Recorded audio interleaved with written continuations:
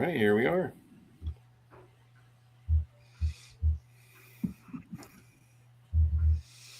Hello, everybody. Welcome back to Comics for All. Today is Wednesday, February 25th, 2026. Thank you for joining us wherever you are in the world. My name is Jameson. I am your host here at Comics for All, a comics librarian. As part of our weekly Ink and Insight segment, we have comic creators that come on the show, and today we have the great Dwight MacPherson. So, Dwight, thank you for taking some time coming onto the show. I appreciate you having me, Jameson. Thank you so much. Of course. So the first question I like to ask everyone, since we're a reader-centric channel, is what hooked you into comics as a reader? Well, that's interesting that you asked that. When I was a child, my mom was a huge yard sailor. That's what we called it. She was a huge yard sailor, and she got a whole stack of comics and she brought them home. Oh, nice. And so when I was like 4 years old, I had all these comics, and I was so amazed, at the art. I didn't understand the writing, of course, at the time.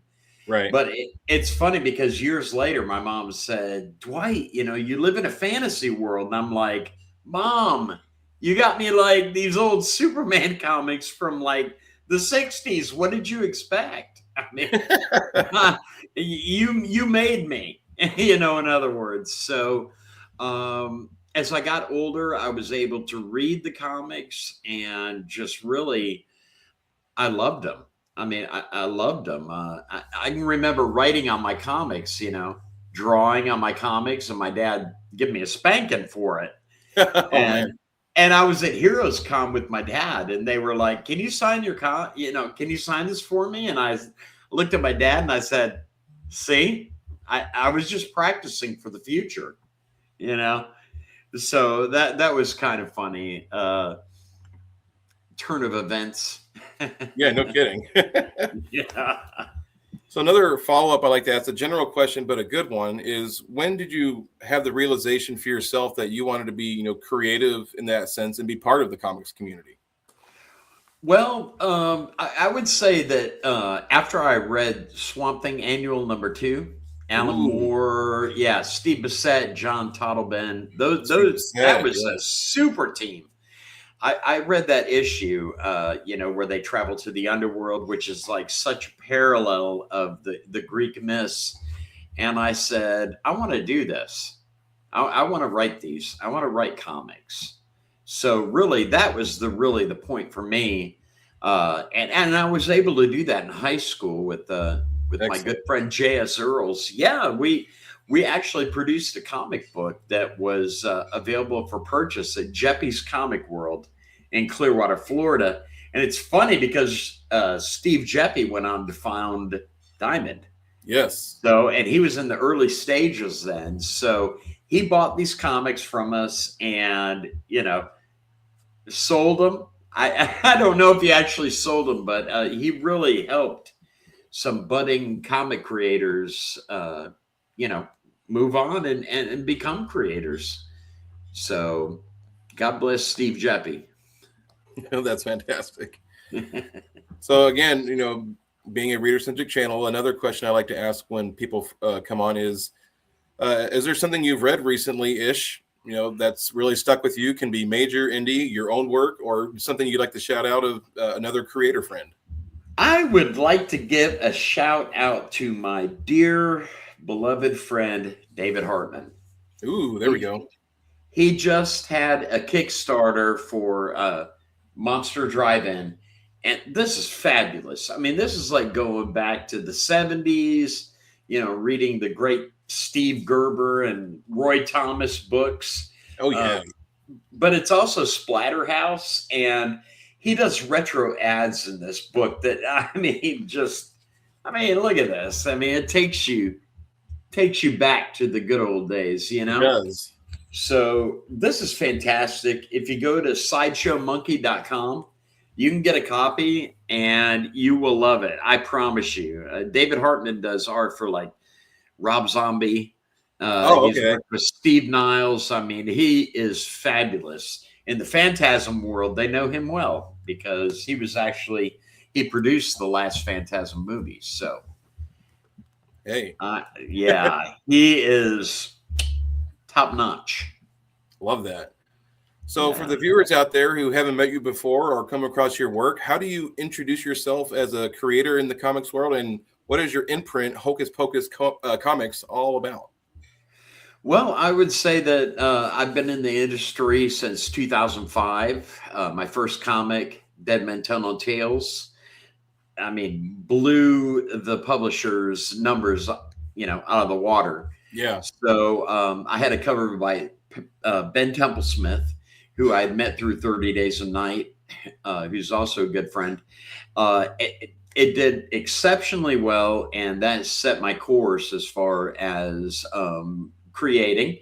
I was able to do some work with DC Comics, which that was a wonderful experience working with Kwanzaa Johnson, Oh, the very creator of Black, Nika Wagner. I also worked with IDW and American McGee. So I had Chris Rael, who called me the unholy spirit, linking me with John Byrne and Chuck Dixon. As okay. far Shout out as Chris out there. Chris Rael. Yeah. So that was really what, propelled me into the industry. As far as why I decided to create Hocus Pocus Comics, I loved working with editors. I had nothing but love for the editors that I worked with, but I wanted to tell stories my way. And I wanted to learn. I mean, I've learned about paperweight. I've learned about, printing specs. I've learned about things that I never wanted. No, I never thought I would learn about comics, because I love, love this sequential art medium.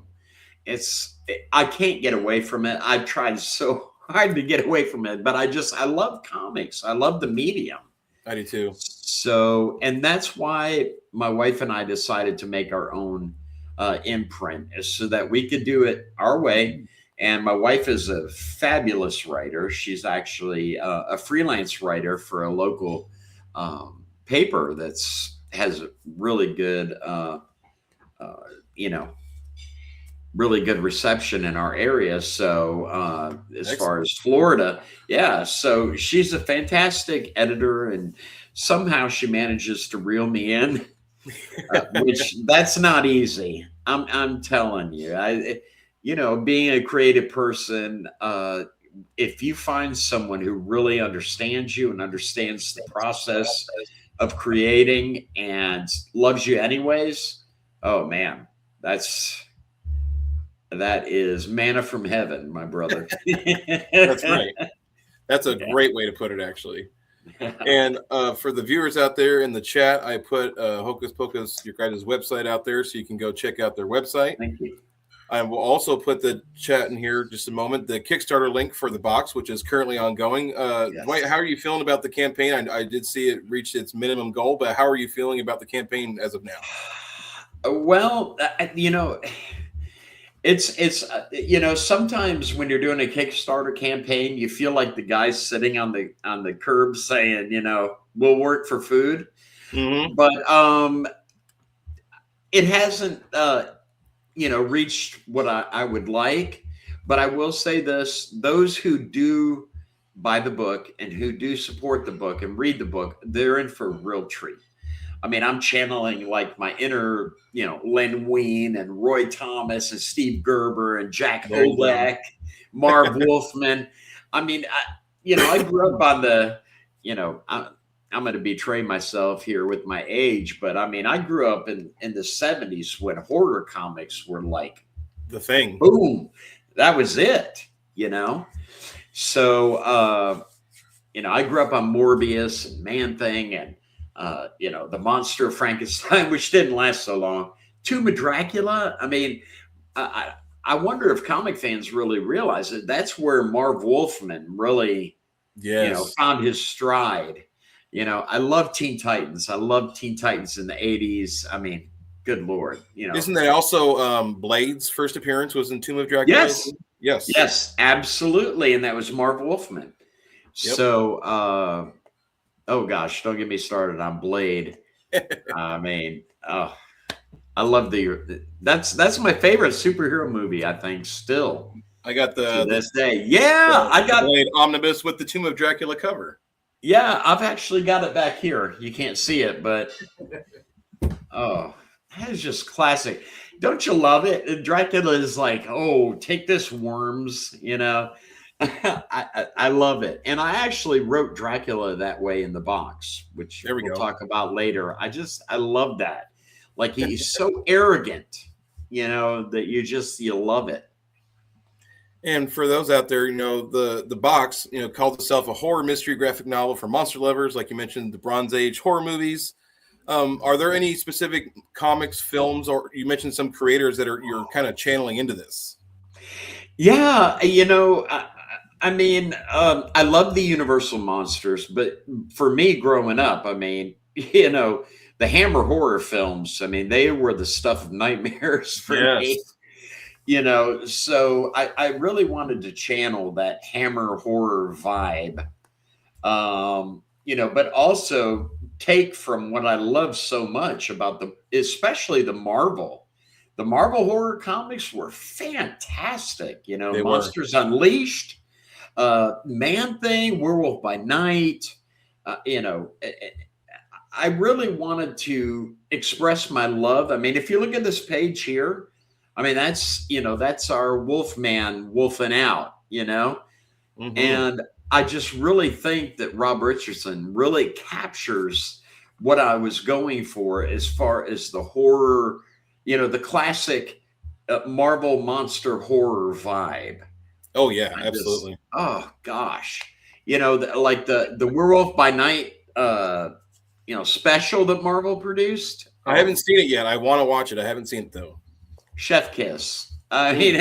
Chef's kiss. Watch it in black and white. I mean, I'm sorry. I'm a black and white guy. I'm old school to the roots. You put on Twilight Zone, it doesn't matter where I am or what I'm doing. I'm going to stop what I'm doing. I'm going to watch Twilight Zone. I love that. It really captures.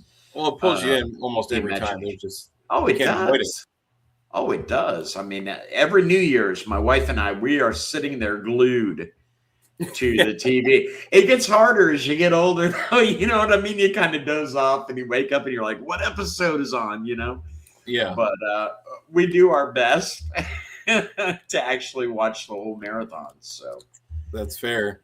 So who is the main character in the box we're following, and kind of what's at stake? What's their main conflict? Well, without giving too much away, really, the main characters are Dracula, the werewolf, or the Wolfman, and Frankenstein's monster. Those are the main characters in the book. And what's at stake is there is a mysterious box that they know about that has something in it that they want.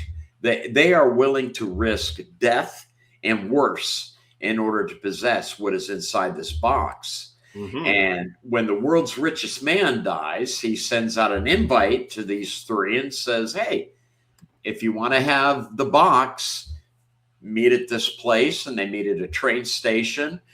They end up in the French Alps at a booby-trapped castle, and they are forced to basically fight to the death and fight to survive in order to claim the box and what's inside. So, there is a it's hard. Okay. You know what I mean? There is a crypt keeper type character, which, I love House of Mystery, House of Secrets, Cain and Abel. I love that. Yeah. I mean, where he's killing them every issue. I was like, that just captured my imagination as a child. So we do have a host. But really the story is about these three that are willing to risk everything in order to claim what's inside the box. And It will be explained. My wife, I told her, I said I should get a squirt bottle. Whenever I give too many spoilers, you know, she can like squirt me like a cat, you know. There you go. But That's a great point, though. And we actually got my first comment. I've never gotten a comment in Twitch before, but Luis, he's saying great character designs on this particular image. And that actually goes right into my next question, which is if you can talk with us about the artistic collaborators on the box, you know, what made them the right fit for this kind of horror mystery story. Well, it's wild the way that it happened. Rob Richardson is my artist, and he's an art teacher. And Excellent. He's a good friend, mutual friend of J.S. Earls, who's another comic book creator. And we've actually known each other since high school. And you remember going back to that comic that we created in the 80s. Oop, sorry. You know, there we go. Stranger Things, you know. There we go. That we created. That was J.S. Earls who actually drew the book. And you know, JS is amazing. I actually got to edit one of his books called Pistol Fist, which, if you don't know about it, you need to find out about it. That is an amazing comic. And he said, "Hey, you know, what about Rob? If you look there, I mean, look at that. That's classic. That's, you know, that's going back to the great monster comics of the 70s." Yes. So he really got what I was going for in the script, and he has really been amazing at bringing it to life. He's perfect. He's perfect for the book. Well, and that again, this is really going great because it goes right into my next question, which is there a particular, you know, page or sequence in the box that either the artist, you know, elevated your original pitch or idea for it, or, you know, gave it a different perspective? You're like, wow, okay, let's go with that. Well, that's the thing about Rob is he is very writer centric, shall we say? My scripts are very, very. I don't reach the level of Alan Moore. I won't even pretend that, but I give a lot of description, you know, for each panel, and Rob has really taken what I envisioned and really elevated that. So as far as a scene that really sticks out, I can't, without spoiling the book. It's an incredible story that I wrote 6 years ago, and I just really wanted to show love to the classic monsters, you know, and the Hammer horror movies that really caused me many nightmares as a child. You know, I just really wanted to, you know, I grew up as a pastor's kid, so I wasn't allowed to read any horror comics. So I had this friend who was about 3 years older than me, and I would go over to his house all the time, and he had all the monster comics, you know. Mm-hmm. So I would read all the monster comics and listen to Kiss records, you know, and yeah, you know, shout out to Bob Goff. You know, he really got me hooked up with a lot of the amazing horror comics that just really stuck with me. And gosh, if people check this out, they're really going to have a lot of fun. When you get to the end of this book, I mean, it's going to be like, whoa. Okay, what did I just witness? Read. And yeah, and I'm so pleased with it, and I just, you know, I hope people will give it a chance, and I think you're going to be blown away by, you know, by what we've created together. So I'm looking forward to checking it out myself. Thanks. So my question next is, do you see the box as a kind of a one and done standalone graphic novel, or is this the start of a larger kind of horror cycle universe that you may be pushing out? Well, you know, Rob and I have discussed this, that if it does incredibly well, that we would definitely, I would like to continue it. I really would. And when readers actually read the initial first few pages of the book, they'll see that there's the potential for many more stories. And I have a second story idea that is Ooh, just, oh gosh, it's just going to be amazing. But so yes, I would like it to expand to be more books, but it's a standalone book. Of course, I leave the window open. Every book I ever write, I leave the window open in case we decide to revisit it. that's good. So you never slam the door. I mean, Yeah, you don't want to burn that bridge necessarily. no, no, right, because you always want to leave things open because you never know what'll happen. Hollywood may come calling for all Yeah, or major publisher pick it up. So I just want to leave that window open so we can return to it in the future. If we, we'll see. that's a great way to put it. Yeah. So now we actually get to dive in a few minutes into the Kickstarter itself. So where is the book in terms of production? How far along are with script, finishing, lettering? Is it all done, or where are we at? Oh gosh, I mean, my script has been done for 6 years, like Right. we discussed. All the pages are penciled and inked. Colors, of course, that takes a little more time, and letters, but we're right on schedule to finish as the Kickstarter comes to completion. This is my ninth or 10th Kickstarter, and Man. we have had wonderful fulfillment, history. So people are going to get it right when we say they are, and they don't have to worry about oh gosh, some of the campaigns, people are waiting 2-3 years for stuff, and Yeah. that's unacceptable to me. Being a ex army sergeant, you know what I mean. I'm going to accomplish a mission and get this book in people's hands ASAP. Yes. So yeah. I'm actually posting here we go, the Kickstarter. We Oh, can see the thanks. page at least here. Yeah. Um, you're known for, like you said, imaginative, really story-driven projects. What are some of the more unique kind of rewards and things that people can get as in supporting the book? Well, what's really cool is we actually have an option where people can have their name on a tombstone in the Oh, book. that's cool. Yeah. So I don't want to give away anything, but they will definitely be included in the book. Rob is doing some incredible sketch cards. And we have some stretch goals that we're not sharing until we get there. So if people want to help us get there, they can discover the incredible, uh, you know, stretch goals that we have.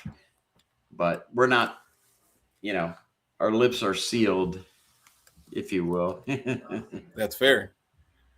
And you touched on, like, you've done, quite a number, 9 or 10 campaigns now.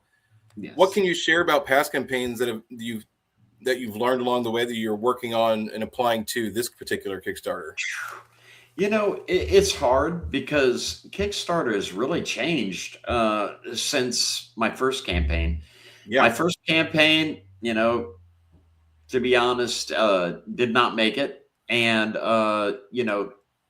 the eight after that, we made our goal and we actually printed the books and got them out to our supporters. But Kickstarter has really changed. You think you got a sure thing, and you do the PR and you get the right. word out there as much as you can. And uh, I mean, really, it's like you know, rolling the dice.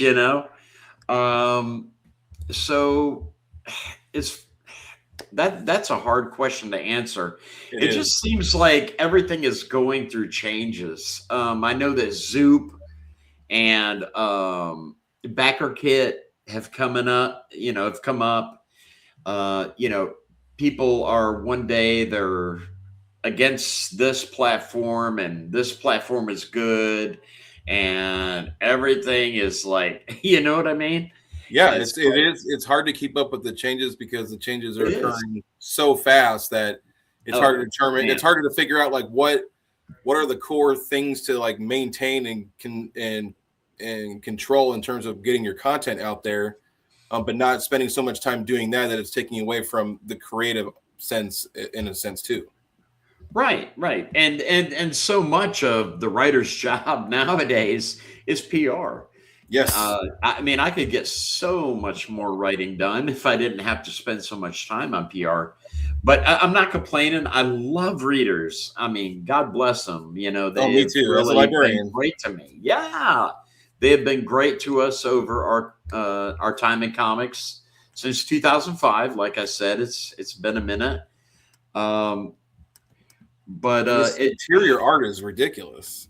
oh Rob is, Man. amazing. It really is going to impress people. Well, this is actually So a good question too. Being on the library or education side of things, mhm, if people don't know, you're a huge advocate of comics in the classroom and like education yes, settings. yes. Uh, how does the educational mindset affect the way you build characters and/or themes, even in a horror book like the box or other projects? Well, that's a very good question, and I thought about that like all afternoon. Um, you want to have relatable characters, but you also want to have characters that readers can say, "I don't want to be like that character." You know what I mean? Yes. So you want to show the ideas of things that make society better within the characters of teamwork. I know that teamwork definitely figures into the box. Oh yeah. I really like to address the human condition, and that's things that we can all relate to. That's why the Twilight Zone is still, you know, the top is Oh because yeah. you're addressing things that we can all relate to. What does it mean to be a human? What does it mean to be a friend? What does it mean to be good? What does it mean to be just? I mean, these are things that we all deal with, and those are things that I address in all my comics. Things that readers can relate to. Hmm. I had a comic called Kid Houdini and the Silver Dollar Misfits, and I mean the characters are they're circus freaks, Right. and you would not believe the feedback that I got from people that could relate to a guy who was born with no legs. He's just an upper torso, but Yeah. it's just we all can relate to certain things, and that's the challenges that we face in life.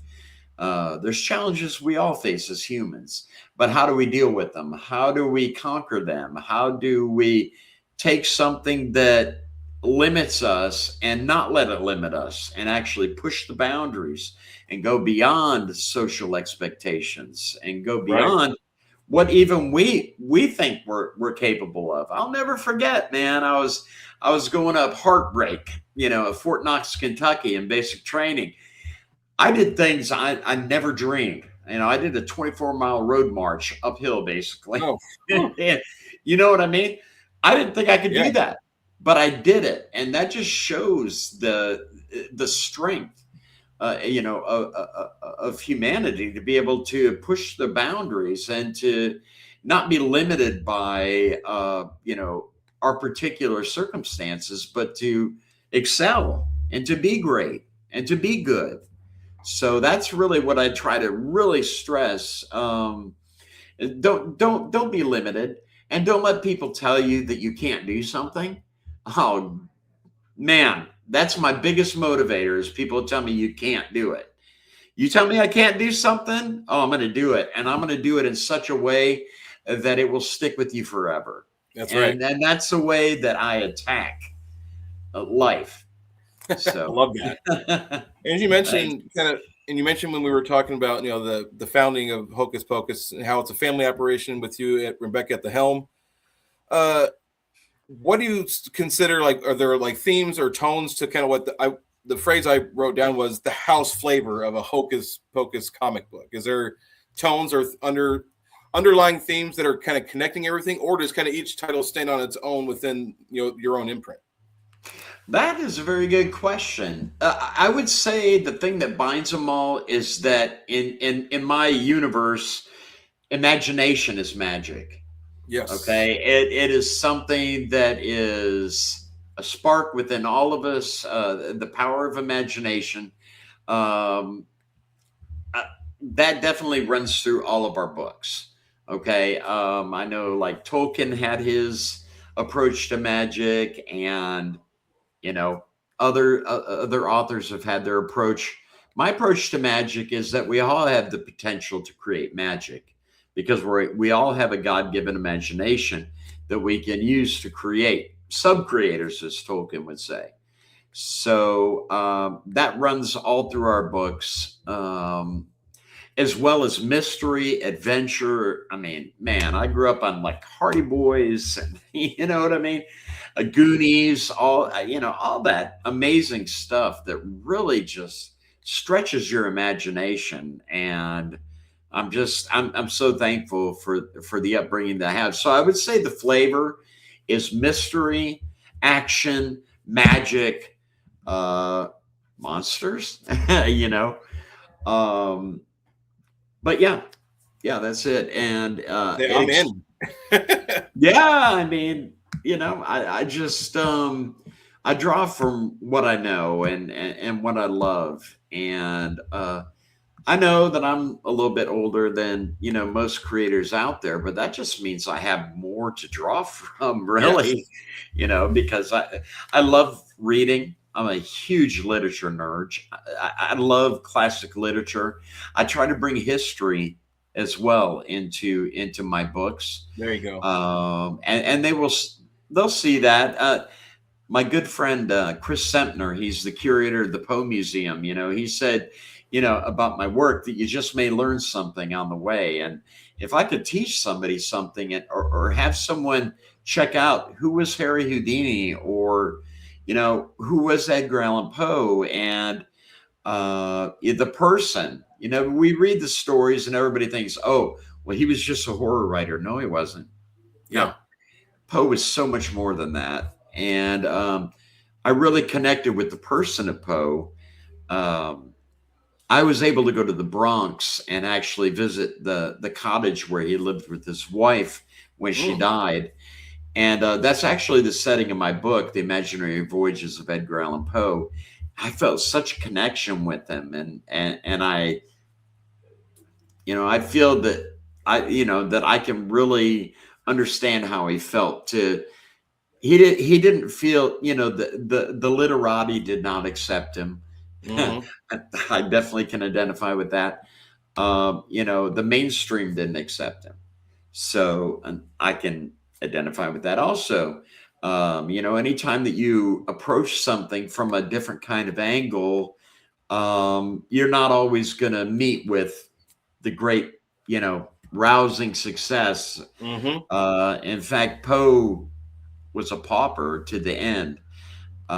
It was only after he died that his work was elevated to the point where kids are studying in high school, they're studying college, Yes. and we're really seeing what an amazing, amazing mind, his faculty for creativity. It's just mind-boggling. I've always considered Poe a poet first. The man had a poet's soul. But he also wrote short stories, and not just horror. He wrote a lot more than that. And if you limit yourself to thinking of him as just a horror writer, you're really missing out on a lot of great things that he did. So I know that was off topic. I'm sorry.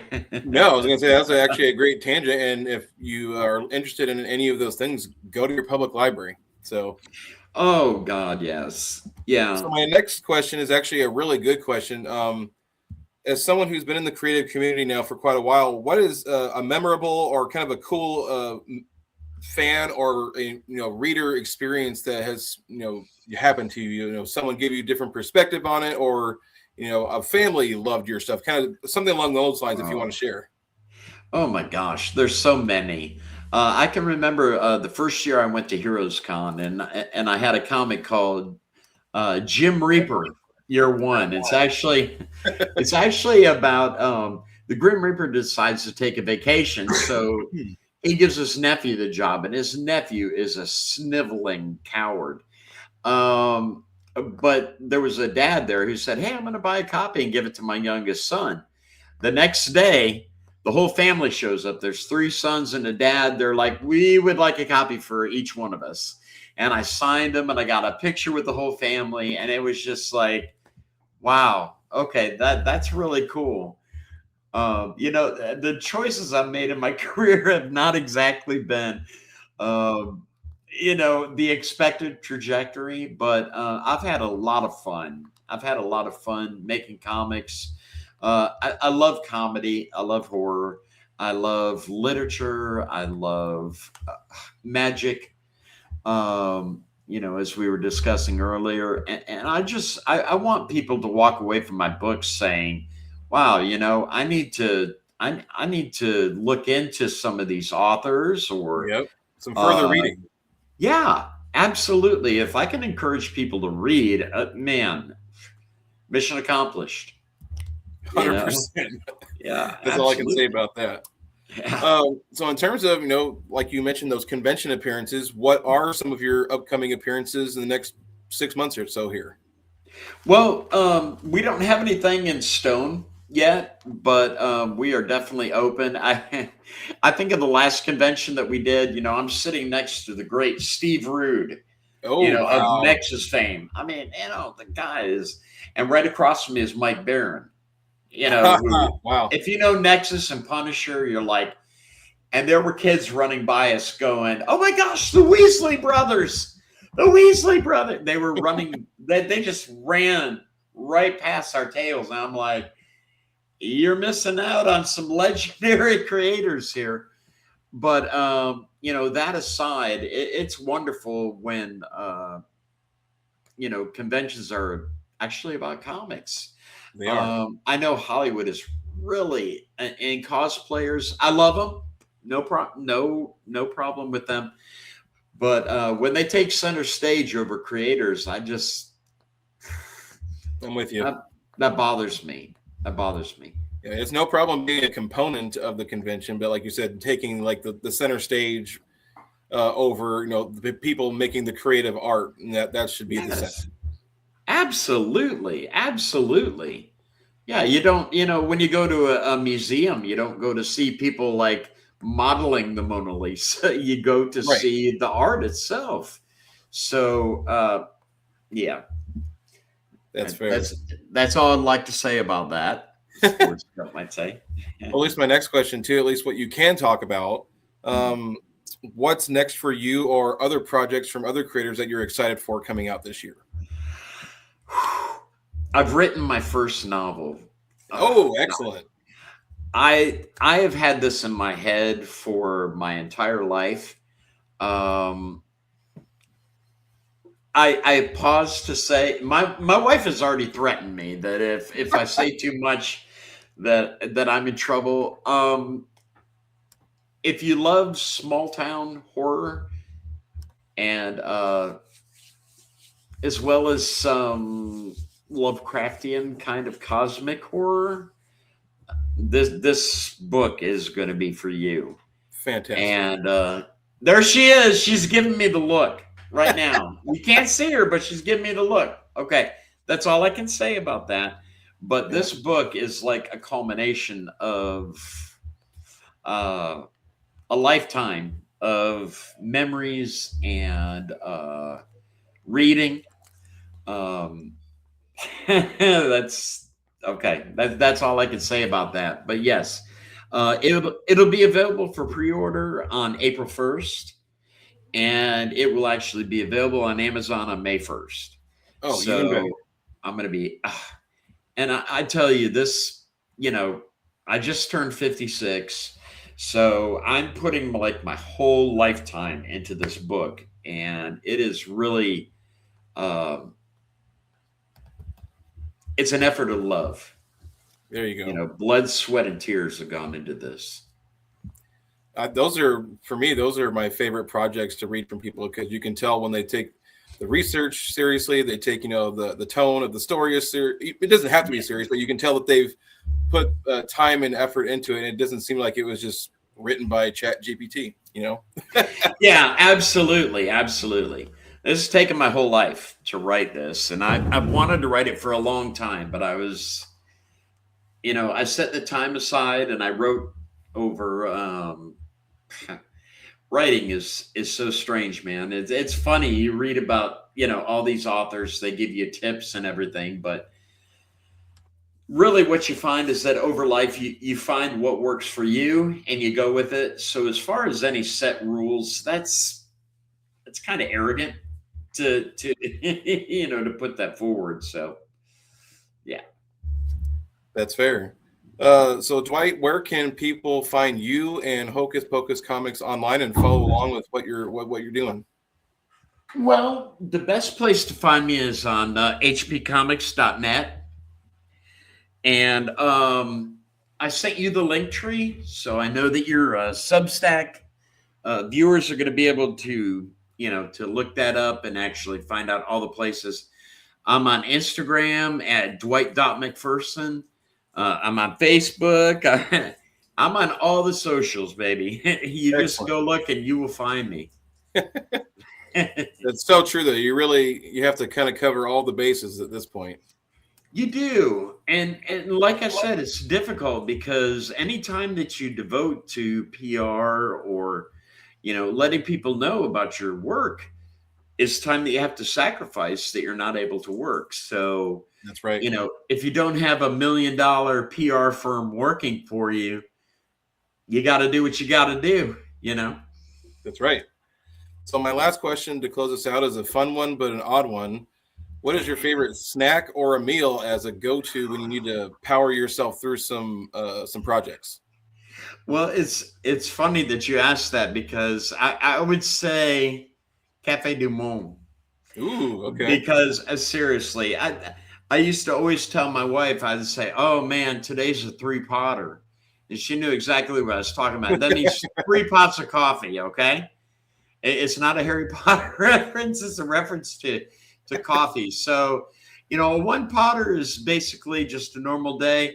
If I get up to a 3-potter, that I've got a lot of work that I need to get done. So, yeah, I would say Cafe du Monde. And of course, there's, oh, okay. Well, that I've said enough. I've been warned by the boss, by the powers above that that's good enough. Cafe du Monde. For me. So that brings us to the end of our conversation, Dwight. But is there any last thoughts you'd like to share with the viewers out there? Everybody, we've had at least 6 or 7 people the entire time, which has been great. So, oh wow, that's great. Thank you. Please go check out the Kickstarter. For the love of God. No, I mean, I love that Chris Farley. For the love of God, let the boy. But yeah, go check it out. It's going to be so amazing, and this will be the first hardcover book that I've done, and I want to do more. I really, really want to do more, and Rob wants to do more. So if you can help us push this thing in the last, I think we got 5 days left. Yes. Then we can make that happen. But we need readers to say, okay, I will give it a shot, and give it a chance. That's right. And then those hardcover editions end up in libraries where we like to collect those editions. So even more readers. And we love librarians. So, thank you for what you do, man. Appreciate it. Educators, librarians, we love you. And, if you would like to have an arc of my book, I could probably make that happen. Okay. Yeah. So, thank you for what you do in recommending books. I know that, we've been able to meet with many librarians and educators across Florida, and man, they've been so generous and warm to us and accepting. And that's great. We have our books in several libraries across Florida, and I've been able to talk to students at different universities. Through my books. And so, oh gosh, I love it. So it's just been a wonderful, wonderful adventure for me. Just coming up, telling stories in kindergarten and getting myself in trouble, and, parent teacher conferences with them, saying, hey, your son told us a story. you know. So yeah, I'm a storyteller. I love to tell stories, and I can actually get paid for it now, and like not get a spanking or Yep. something. You know. So I appreciate you, and I appreciate what you do, and thank Thank you. you for being a librarian, man. I mean, thank you for for influencing the next generation, man. Get them reading. Oh God, don't let them stop reading. I mean, Yes. it's such a big thing. I know that I have three sons, and before they left home, I had a reading list of 100 books that they had to read before they left home, and all three of them read the books, and they were the classics, Excellent. And I mean, keep them reading. That's important. That's all we can do. Yep, that's it. Honestly. All right. Well, Dwight, that's the end of our conversation. It's been a wonderful conversation having you come on the channel. Would love to have you come on again. Absolutely. Absolutely. Anytime you want me, I'm here. Perfect. Just let me Love know. it. Well, everybody, this has been Comics for All today. So thank you for joining us. This is where comics, creativity, and community all connect. And we'll see you next time. Take care. Thank you.